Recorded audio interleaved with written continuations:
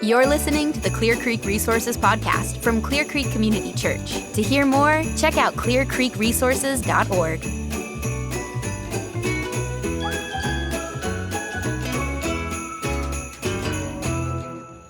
All right, Brad and Amy, thanks for being on the podcast. Thanks for having us. Yeah, I've been on a few times. Few first times, time that I've gotten to sit down with you, I think, right? Yeah, it is. Yeah, cool. Awesome. Well, I'm Looking glad that y'all forward are to here. Well, the Christmas season's upon us. And so before we jump in, I want to know, what are some things that you guys are looking forward to celebrating around Christmas? Time with family is a high value for us. So we're looking forward to time with family. And then there's still some unknown in that. We've got a couple kids off at college, so we're not exactly sure when they'll get home. But whenever we do get to see them, we're looking forward to that. Yeah. What about you, Amy? I'd agree with that. There's so many unknowns yet. So that should be fun, just to anticipate what could happen and be flexible with whatever does. We don't know yet that our two oldest boys will be with us at Christmas, and if that doesn't happen, it'll be the first. And what are their ages? 20 and 22. Okay. And so I guess that's about the age when you just don't know if they're going to be around or when. Or, Yeah, there's a few complicating factors. One is just their age, right? They're off in school. They're in Kansas at Kansas State University, so 11 hours away. The oldest is married now, so he's entering a season where he's getting to start his own traditions with his bride. And then they both play football and will be going to a bowl game, so they don't know when that's scheduled. So there's a lot of unknowns beyond just the age of them as to whether or not we'll get to see them on or around Christmas. Yeah. That's awesome. Can I add? Yeah, sure. Jump in. What I'm really excited about is the new campus. Oh, yeah. Having Christmas Eve service at 5:28. It's going to be exciting. I'll have to miss it because I'll be at Eager Bay, but yeah, that'll be super exciting. I know I've been over there a couple times, just touring through there. I'm jealous. I'm jealous of just the new buildings and all the excitement of it. So that'll be awesome. Should be fun. Yeah. So just for people who are newer, don't know you as well, maybe talk a little bit about your background. First, starting off at the 528 campus, and how long you've been there, and then talk about your family.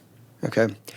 So I started coming to Clear Creek when there were no other campuses, over 20 years ago when we were in the 9th grade center, and then became a part of what's now the Egret Bay campus. And when the Clear Springs campus at the time was launched, we were living in the Friendswood area. It was closer to us, and we wanted to be on mission. So we immediately moved over to what was the Clear Lake, or the Clear Springs, then West Campus, and now will be the 528 campus. So we've enjoyed our time over there. We serve on the guest services team, a part of First Impressions, and I also serve as a campus elder over there. And I'll let Amy tell a little bit about our family. Brad and I have been married. We just celebrated our 18th wedding anniversary. All right, congrats. Thank you. I'll back up and say Brad introduced me to Clear Creek Community Church, so I've been here for 19 years.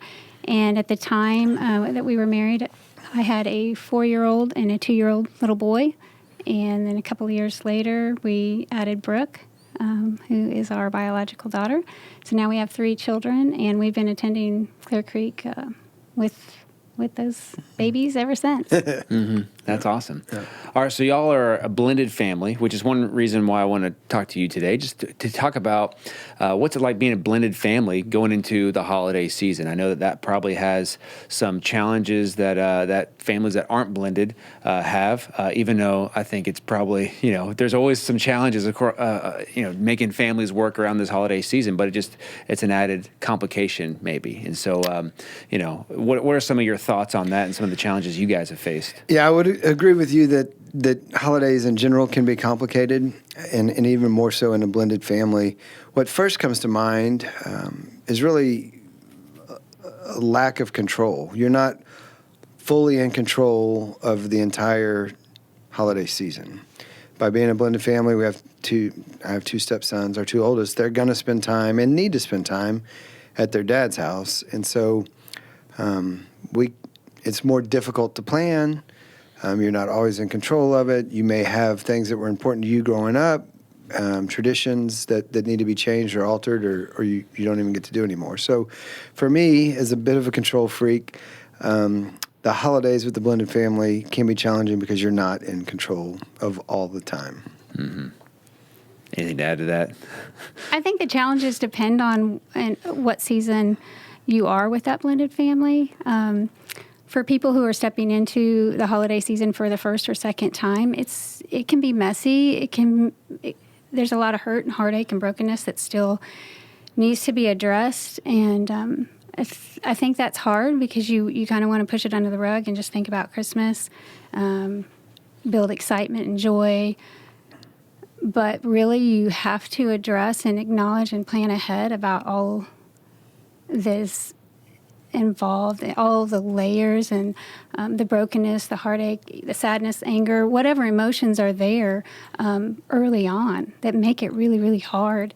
But if you have a blended family that's 20 years down the line, like we are, those heartaches and the hard times, the worst times, are far removed from our memory, and it's easier to focus on the planning, and it's easier to get input from your children because they've walked through it for a number of years. They feel more freedom to speak into the activities. And Well, think about long ago. So, I mean, 18 years ago, you guys have been married. Yeah. What was it like, at least initially, when your kids were younger, how you managed all the families that they were going to see, and how you were going to celebrate different traditions, and how you were going to make new traditions now as a new family. Think back about just early on in your 18-year marriage. Yeah, so early on, it's not just being a blended family, right? But just anytime you start a new family, it's different from your household of origin. So some things we were able to continue that we had done growing up, and some things we didn't. In my household growing up, Christmas Eve was a big night, and we typically would open one gift Christmas Eve night. And I can remember early on with the kids, that was something that was important to my parents, right? So now step-grandparents, in addition to two other grandparents, okay, so are we going to continue that tradition or not? And as it happened, some things just are planned and some things just happened. And in my memory, it happened to be a Christmas Eve service at Clear Creek. We were going to go to church together. My parents came with us and decided they'd stay with the kids, and then can we open a gift? And one of the kids didn't want to, but then they decided to. And that ended up being a tradition that stuck, is that most Christmases, Christmas Eve, my parents would be with us. Christmas mornings, the kids would get up and open gifts. And then usually around midday, the boys will go to their dads. And that has stuck for almost 20 years or 18 years now. Mm-hmm. And then when Brooke came along, the three of the kids would like to spend the night together in one room so that they could all get up at the same time. So those are some traditions that I would argue just happened and then stuck. And we've got some other funny ones that have stuck the same way. But that's the one that's sweetest to me, is the Christmas Eve and Christmas morning with all the kids together. What were one of the points of tension early on? I don't know that it's tension, but I'll go to complication maybe. And then there's a potential tension that Amy may add to this. So Amy grew up in Kansas. Her parents are in Kansas. The boy's dad grew up in Kansas. His parents are up there. So a couple of Christmases we chose to spend in Kansas.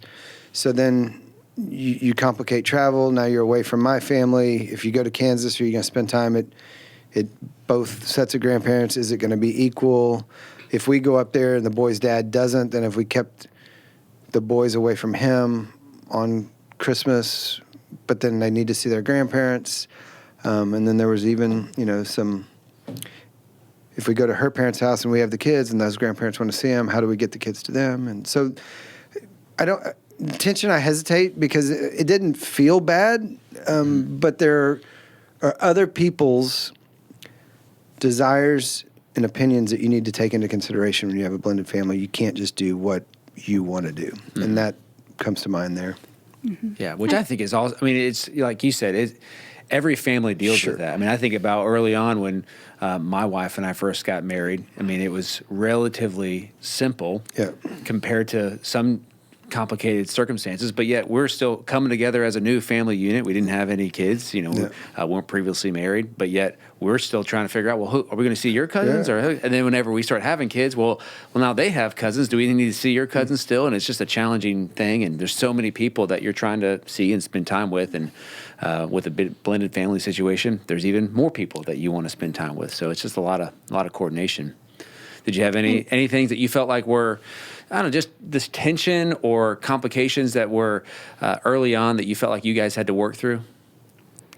The example that he shared was what I thought of first, because it did take a lot of communication with the boy's dad ahead of time. And that's what we had to plan out, is how can we divide that time and make sure that they still have a relationship with his parents as well as mine. And it just took calm conversation, intentional conversation about the facts of what would be best for the kids. And then that, when the boys were young, that followed even when we stayed local.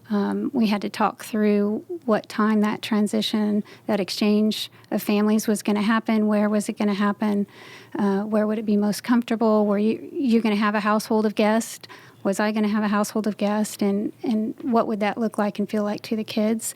But it all involved a lot of communication and planning ahead of time. Mm-hmm. And now that tension remains because we do Christmas in Kansas one time and it snows, and the kids expect that every time we go up there in the winter it'll snow now. So the tension lingers. Now, I think another area of tension worth considering that impacts many families is gift giving. Are gifts going to be done the same way in one household versus the other? Is there going to be a competition to out-gift one another? Do you have extended family that, I was an only child. My parents don't have any grandparents besides ours. Amy's parents have 20... Not that many, though. 16 grandkids. But anyways, a bunch, yeah. But they're differing factors, right? Mm-hmm. And so I think, what are you going to do around gifts? While that's not the most important part of Christmas by any means, it is something that takes talking through. Otherwise, you can find yourself down a road of competition and wondering, how did we get here? Mm. So that's a really good one, because that can bring tension based on your personality of the children too. If you think about love languages with each of us, if you have a child whose love languages just happens to be gifts, and you're thinking, wow, I can shower them with gifts, and that's going to mean a lot to them. That may build a relationship that I've always longed for. It can be a good experience, but on the other hand, blended families have a lot of emotion tied up in how do I show love and respect to my biological parent without betraying them and receiving this gift lovingly and graciously. So they're struggling, depending again on the age and the emotional maturity of the child, they're struggling with, do I pretend that I love this gift, or do I really love this gift? Do I go to my biological mom or dad's house and show them and share them, or do I hide it in the closet, make sure they don't know what I received? So it's hard. Yeah, it's interesting. Even think about the kids are aware of the dynamics in that, the competition, the potential for competition, and not wanting to play into that. It's interesting to think about the pressure that it puts on them in that. For sure. Yeah, and with that in mind, the kids are watching, and I give kudos to Amy from early ages. When the kids would go to their dad's house on Christmas, she made sure they had gifts to give both their dad and their stepmom, and now they're of an age where they can buy and pick out their own gifts. But I think, to the point of kids are watching, it sends a signal to them that you need to go, we want you to go over there, and it's okay to go and celebrate with them. In fact, you should take something to them. Whereas sometimes families don't always encourage their kids to go to the other household, and I think that can be detrimental to the kids. Now, was that part of y'all's story at all? Did you feel like there was some struggle with that, or do you feel like you have positive relationships with ex-spouses at that time? Looking back, I think overall it was positive. There was a positive relationship, and even in the beginning when it was hard, we did our best to communicate based on what was best for the kids. We kept the communication pretty succinct, pretty concise, and to the point, focused primarily on them. And I have to say, once I've developed a relationship with Christ, it changed everything. Not only my relationship with Christ, but it changed how I could view and talk with their dad. And again, that changed everything. It made it a little bit easier to have those conversations, and the conversations began to expand because my view wasn't just about me, but it was about how God created him, his family. How can we glorify him through the hardship of divorce and now working through the holidays with a blended family. Mm-hmm. So my previous marriage, we didn't have any kids, so I've only experienced it as a stepfather. I've not had the experience of my biological kid going somewhere else. So I've got a little different perspective than Amy's, but I have appreciated, I've heard through the kids that their dad and his family always spoke in a way that while we realize this is hard on you guys, you both have two families that love you. And I think you would hear both of the boys still say that. And they were a young age.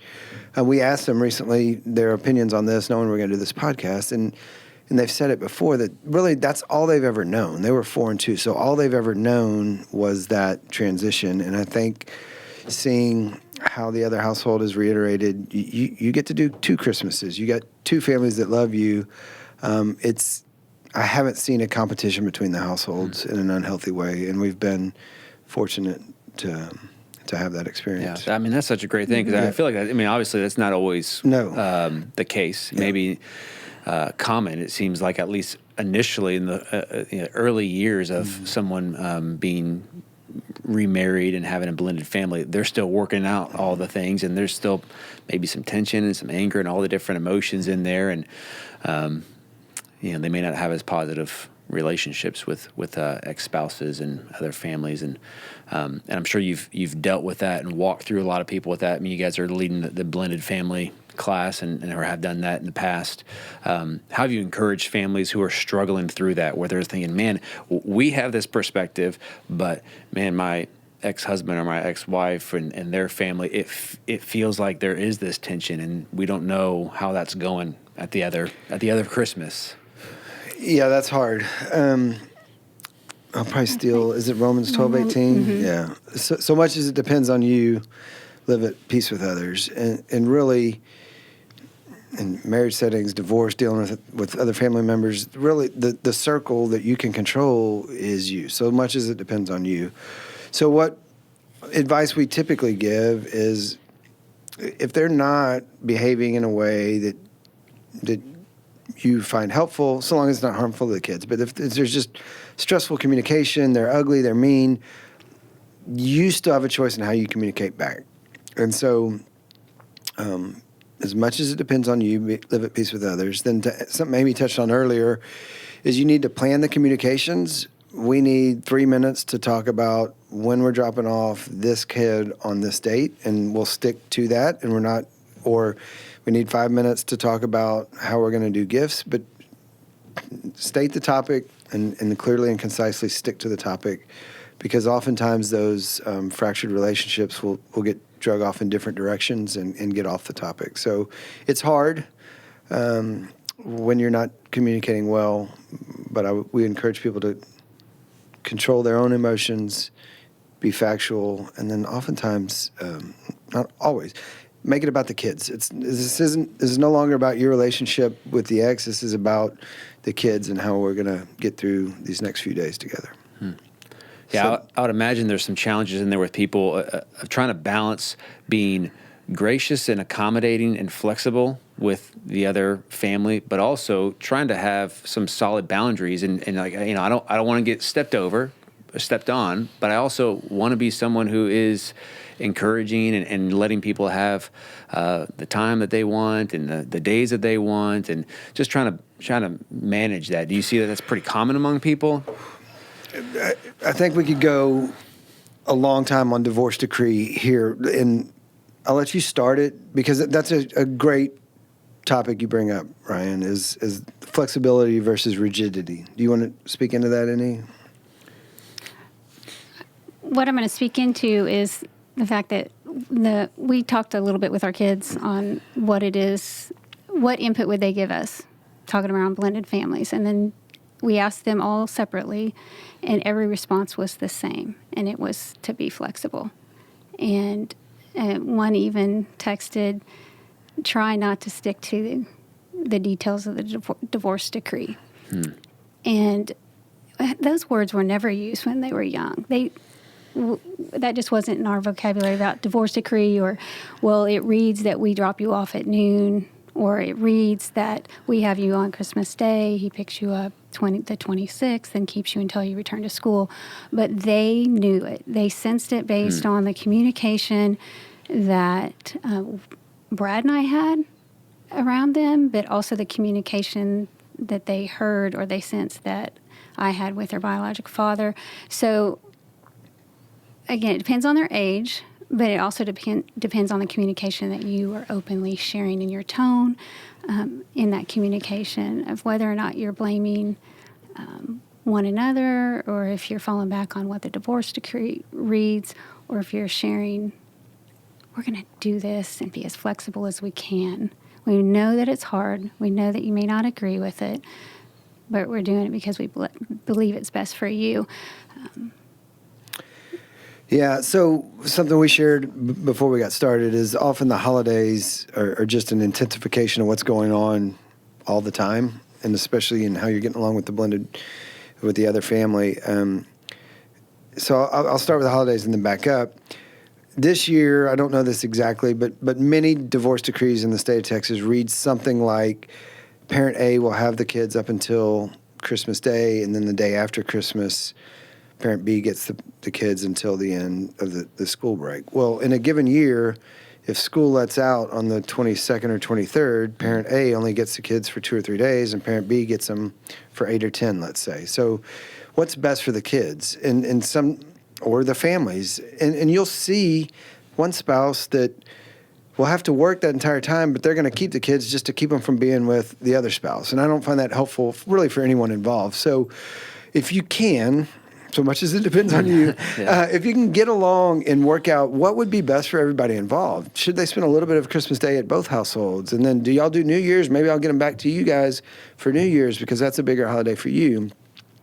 But you're not going to figure it out just this holiday season. I would commend Amy and Mark. With our kids were all very active, and if Wednesday nights they were supposed to go to their dad's, but they had a ball game or were going to be home late, well then they'd just stay with us, and then Thursday night they'd go over to the dad's. Or if it wasn't going to be his weekend, but he wanted to go out of town and see his family, well then we'd swap and he'd go. So from an early age, they were able to get along and do what was best for both households and for the kids, and not just be stuck with the divorce decree. And you need to honor the spirit of the divorce decree. Kids need to spend time in both households and be around both parents. So we're not saying throw it out, but don't use it as a leverage tool in a way that harms you or the kids.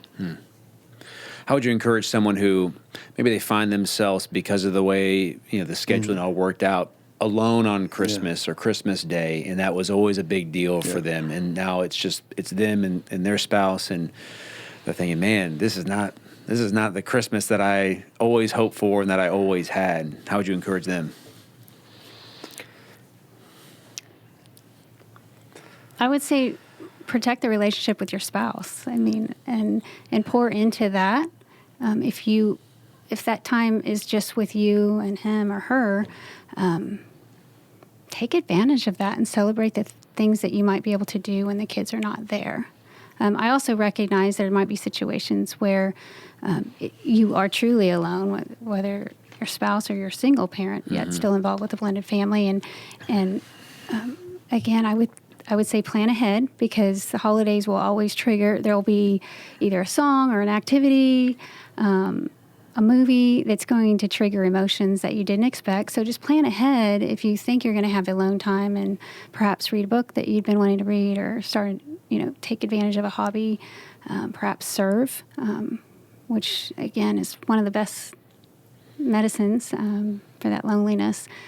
Those are ideas that come to mind. What do you think, Brad? Yeah, I think you use the word different, and I think acknowledge right away it's going to be different. Just as you said, when you got married, it was different than it was prior to you getting married. Then when you had kids, it was different. And so different is not right or wrong. It's just different. And so I think if we can be aware ahead of time that, yeah, this is going to be different, and that doesn't mean it's bad. And then I like what Amy says about what can we do differently in a good way, because the kids aren't here. Maybe we do some projects. Maybe we find an activity together. And then for most, some plan to be busy, because usually idle time is when our brain can get away from us a little bit. So I have a plan for that, because you should know ahead of time. And then ultimately, the reason for the season, find a way to celebrate what is the true gift, and that gift is in Jesus. And maybe that's what pulls us back to what is the real meaning of holidays. It's not all the craziness that happens on the floor around the Christmas tree. Maybe there's something bigger going on that one might be reminded of in a time like that. Mm-hmm. Yeah. What about the season of life that you're in now? So your kids are older. What are some of the things that you are glad that you get to do and experience now that maybe it wasn't the case when they were younger and you were dealing with some of those earlier issues? Well, last night we were talking about with our daughter who's 17, sleeping in. Yeah. For many parents, you've got to get up early and start the chaos on Christmas morning. So there's a different pace to our Christmas mornings, which I enjoy, is that we can slow down a little bit and just enjoy the entire morning. And that's different as our kids have gotten older. What about you? I think just having conversation with them and asking them to speak into really what activities they want, what traditions they hold tightly to, and what are ideas for new traditions, knowing that things are going to be different. That's fun when they're a little bit older and can handle that conversation and feel a part of the holidays in a different way. Yeah. So earlier you mentioned that the holiday season might just intensify all the relational dynamics that are going on in a blended family throughout the rest of the year. And I know you spend a lot of time with couples and families working through some of these issues as elder and elder's wife and teaching classes on this. So how prevalent is this within the church, within our culture, and how have you seen people trying to manage a lot of these relational dynamics going on? Well, I think roughly half of marriages end in divorce. I think I saw a statistic, actually Amy found it, and I was reading on it the last couple of days. 40% of married couples are a blended family, and I think there's 1,300 new blended families each day, so it's prevalent. Mm-hmm. And I hope for some that's an encouraging statistic and a weird way to realize that if you do find yourself divorced or in a blended family, you're not alone. Oftentimes when life doesn't go the way we had intended, we feel like we're the only one that's experiencing that. And the reality is there are many others that are going through just what you're going through. And hopefully there are some that are 18 or 20 years down the road and can say, hey, it's not ideal. Maybe it's not what God planned, but you can get through this and it can be redeemed. Hopefully we can offer encouragement to others that are on a different part of that journey than we are. Mm-hmm. Anything you want to add to that? I think a tendency for some, two ends of the spectrum, it can be to either isolate, because the holidays can present a lot of things that are overstimulating or cause a lot of anxiety for people, so their first go-to may be to isolate themselves. Or on the other hand, you might have an individual or family that really wants to plug in so many activities because they know that it's going to be different, and that's a way to mask the loss of what used to be. So you have busy on one end, or you have isolation, and I think we would encourage people, again, to think ahead and what is the holiday going to look like for you, not just Christmas, but Mother's Day, Father's Day, the summer with 4th of July. Think through what those holidays used to look like and plan ahead so that you don't isolate. If you happen to be alone, you can plan to be with friends. Plan plan to travel to be with family, if you feel like there are holiday parties that you're invited to and you're going to be faced with hard questions and sitting across the table with someone that just doesn't know how to have conversation around your blended family, think ahead and either cut back on the activities and understand that you don't have to participate and do everything that is on the agenda. Mm-hmm. What are some of the support systems that you guys know about and even lead and participate in around Clear Creek for anyone who might be in this situation and are looking for a community, looking to know that they're not alone in this? I think for all people, regardless where you find yourself, being surrounded by a community of believers is important. That's why we choose to be a part of Clear Creek Community Church and have been involved in small groups. Specifically, there are many ministries that we've been a part of here. We've helped with the Re-Engage, which is for any married couple. I would highly recommend that Re-Engage class, whether your marriage is thriving or struggling. We're currently serving with divorce care for folks that are either separated or going through divorce care to help them through that season of life. And as you mentioned, we've had some blended family classes. So Clear Creek does a great job of offering classes for different folks at different stages of life. And I think whether it's these classes or somewhere else, be surrounded by others that are going through what you're going through and that also are believers in Jesus that can keep pointing you back to him, because ultimately we're sinners living in a fallen world, and so things aren't going to go ideally. I think of the Go resources. I mean, the Go ops that are available on the resources through Clear Creek Community Church, because oftentimes you do struggle with what do we do? This family feels different. The activities need to be different. So there's a lot of opportunity to serve others and use that time to really connect in a different way. We often think about gifts all the time around Christmas, but there's so many other ways to relate and build trust and form a relationship with that new stepchild, or the siblings can unite and serve in fun ways around the holidays. That's quality time that can be as much of a gift as something tangible. Mm-hmm. All right, so last question, really. If somebody is newly blended family in the last year, so they're heading into their first holiday season now, we've already covered some of the things that you would give for advice, but just succinctly, what are the things that you would say? You'd said, make a plan. You said, be flexible with that plan. Mm-hmm. What else do you have? It's not about you. Make it about the kids. And don't compare. Yeah, don't compare. It's going to be different. Yeah. So that would be it. Yeah. Good. So make a plan, but be flexible. Don't compare. It's going to be different. And then it's not about you. Yeah. And I think that would help beyond just the holiday season as well. Absolutely. Yep. Even in the new year, it's going to be helpful to have those things in mind. Yeah. Well, cool. Well, thank you guys for being on the podcast again. Good talking with you and hearing your story once again. Thanks for having us. Thank you. Hey, thanks for checking out this video. If you haven't yet, make sure that you hit subscribe down below and check out ClearCreekResources.org, where we have videos, books, and sermons on there, as well as our audio podcast. Thanks for watching.